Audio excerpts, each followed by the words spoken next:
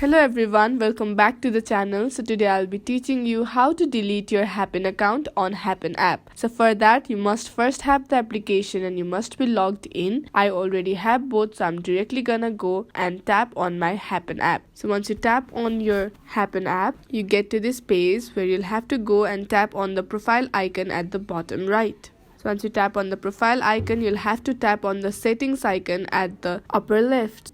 Now you'll have to tap on the My Data option that is right below your Happn ID. So once you tap on the My Data option, you'll see the Delete My Account option at the end. Go and tap on the Delete My Account option. You reach this page where you'll have to mention why you're leaving Happn. So you have various options. So I'm gonna quickly go and randomly tap on any one. So you can tap on any of the options that you like and then tap on Continue.